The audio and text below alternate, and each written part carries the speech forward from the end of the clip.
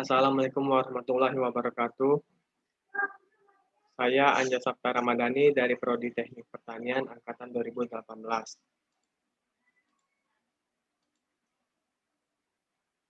Di sini saya akan menjelaskan tentang pelumas pada bantalan.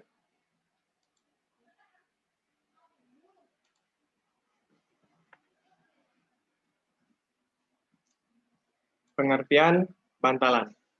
Bantalan merupakan komponen sebuah mesin yang berfungsi menumpu poros yang mempunyai bahan tertentu, sehingga gerak berputar atau gerakan bolak-balik dapat berlangsung dengan halus, aman, dan komponen tersebut dapat tahan lama. Bahan plastik yang umum digunakan untuk bantalan adalah nilon dan teflon. Bahan-bahan ini memiliki banyak karakteristik yang diinginkan dalam bahan bantalan dan keduanya dapat digunakan secara kering, yaitu sebagai bantalan film nol. Nilon lebih kuat, lebih keras, dan lebih tahan terhadap keausan abrasif.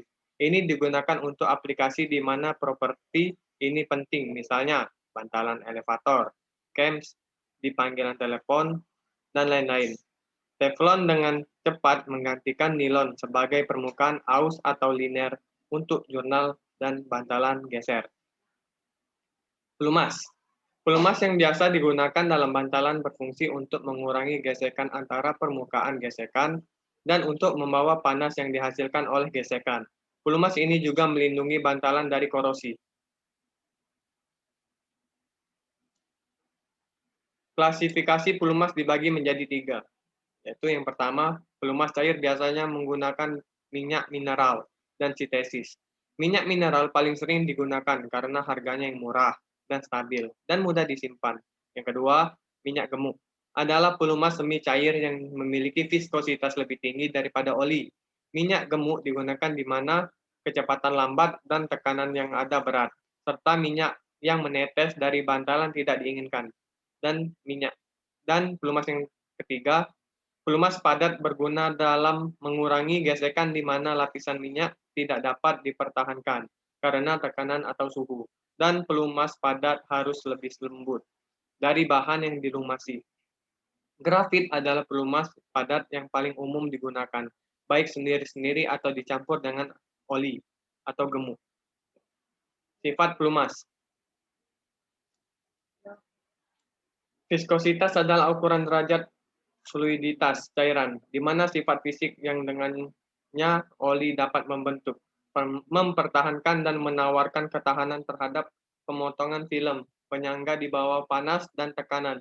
Semakin besar panas dan tekanan, semakin besar viskositas pelumas yang dibutuhkan untuk mencegah penipisan dan pemerasan film.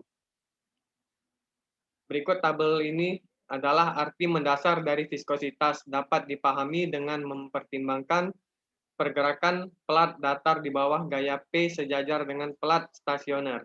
Kedua pelat dipisahkan oleh lapisan tipis fluida pelumas dengan ketebalan H, seperti yang ditunjukkan pada gambar di samping ini, di mana partikel pelumas melekat kuat ke pelat bergerak dan stasioner.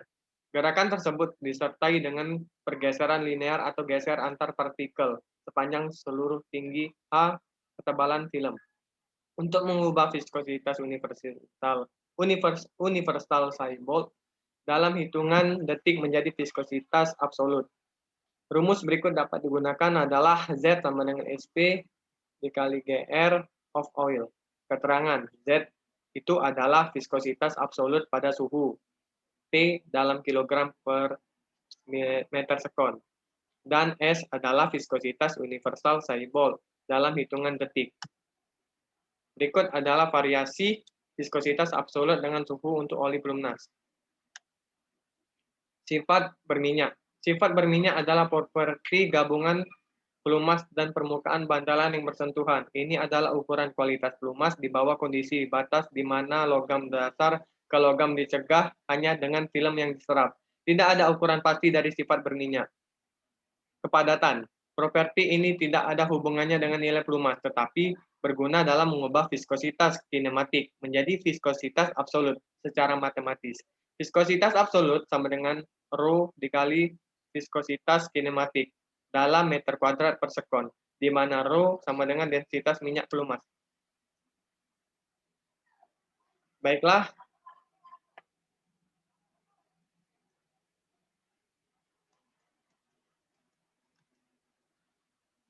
selanjutnya indeks viskositas. Indeks viskositas digunakan untuk menunjukkan tingkat variasi viskositas dengan suhu. Kedua, titik nyala. Titik nyala adalah suhu terendah di mana oli mengeluarkan uap yang cukup untuk mendukung kilatan sesaat tanpa benar-benar membakar oli saat api dibawa dalam jarak 6 mm di permukaan oli. Selanjutnya, titik api adalah suhu di mana minyak mengeluarkan uap yang cukup untuk membakarnya terus-menerus saat dinyalakan. Selanjutnya, titik tuang dan titik beku. Titik tuang atau titik beku adalah suhu di mana minyak akan berhenti mengalir saat didinginkan.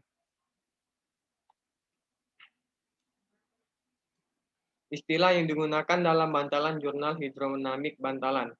Bantalan jurnal hidrodinamik ditunjukkan pada gambar di samping, di mana O adalah pusat jurnal dan O aksen adalah pusat dari bantalan. Bantalan penting dari sudut pandang subjek. 1. Jarak bebas diametral. Itu perbedaan antara R, H itu diameter bantalan dan jurnal. Secara sistematis, izin diametral.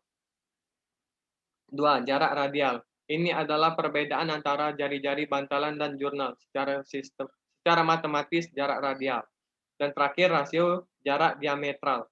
Ini adalah rasio jarak diametral dengan diameter jurnal. Secara matematis rasio jarak diametral. Sekian, itulah presentasi dari saya. Saya ucapkan wassalamualaikum warahmatullahi wabarakatuh. Terima kasih.